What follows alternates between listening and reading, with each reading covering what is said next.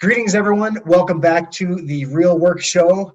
It's 2021. I think this is the third interview of the year, and this one's a real special one. Super, super excited for it. As I've been saying on the last couple of videos, I think I can say, along with the rest of the world, that we are waving goodbye to 2020, kind of good riddance, and looking forward to good things in 2021.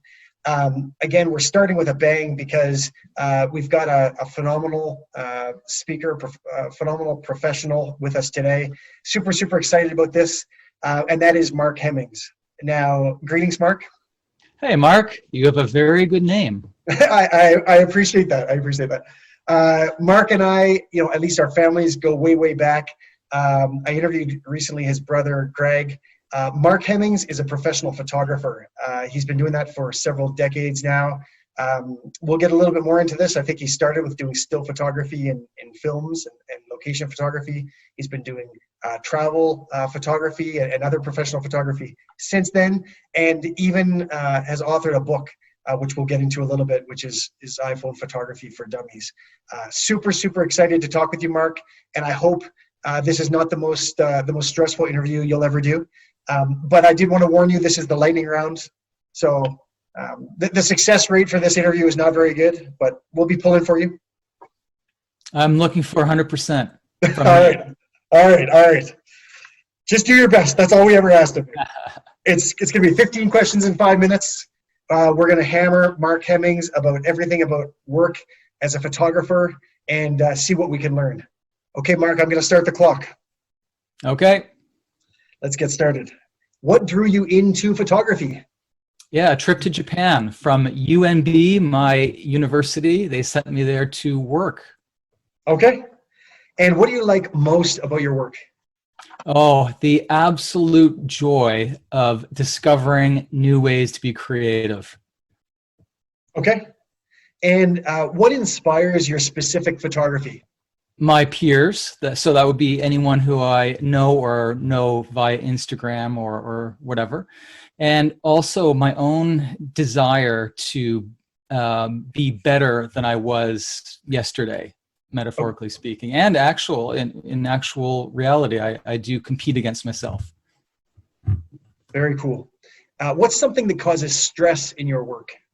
Oh, not having a deadline. I absolutely need a deadline. It's crazy. I have a hard time relaxing when there's little work.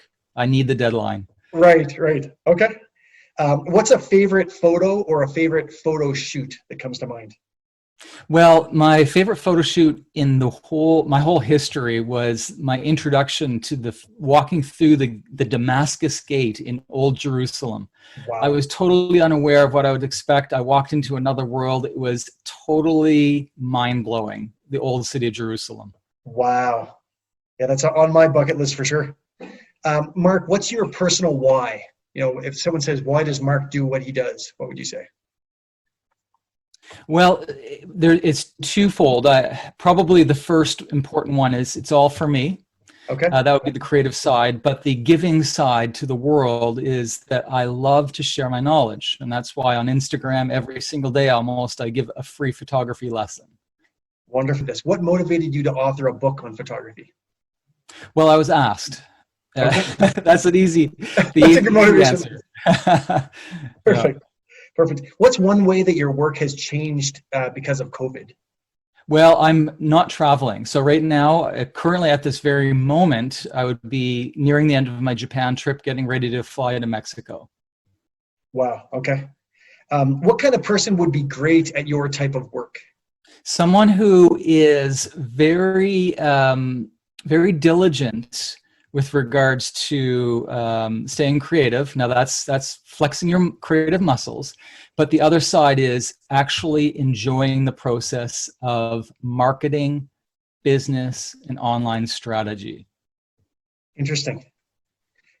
So the reverse of that, what kind of person do you think would really not do well in your type of work? Someone who has no desire to be any way, shape, or form connecting to business. Okay. So these days, everyone, it seems, has a decent quality camera, at least relative to what we used to have. How specifically do you set yourself apart in terms of the quality or nature of your photography? Interestingly, I use off-the-shelf cameras. You know, like it's true that I have a professional Nikon for work that needs it, like studio work and so on. But you know, I just use off-the-shelf. They're called prosumer cameras that anyone can buy. Wow. Okay. What would you be doing if you were not a professional photographer? I would probably want to be involved in online marketing, business, or investing. Okay, interesting. At the end of the day, let's say you've been doing photography all day. What's a sign that it's been a good day? What does success look like for you? Yeah, it's there's an internal switch, and whether it be soul or heart, whatever it is, but there's a switch that goes off or on. I'm not sure which it is, and I say, you know what? I'm satisfied. I can now wrap things up. It's very hard to quantify. It's sort of one of those metaphysical things that you just know. Amazing. What's one misconception that one might have about work in photography? Yeah, everyone thinks that it's the very glamorous life of taking pictures all the time. Photography as a career, I would say it follows the 80-20 rule. 80% business, and that would include marketing, accounting, bookkeeping, strategy, you know, all that stuff, and 20% actually taking the pictures. Amazing. You're a pro photographer and have also authored a book. Which do you think is the harder job?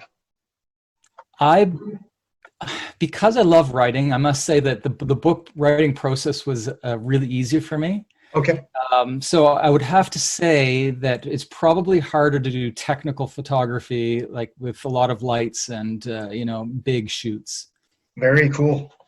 Mark, you know, I got to tell you, like, I was a little concerned about this at the beginning, but you actually survived the lightning round. Like you. Yeah, I knew I would. I knew you would too. Excellent. It was super, super interesting. You know, and your brother did this to me too. Some of your answers were unexpected. You know, some of the answers I kind of thought would come, and some of them were quite unexpected. So I'm looking forward to digging into some of those. And again, that validates the reason that we're having these conversations with people.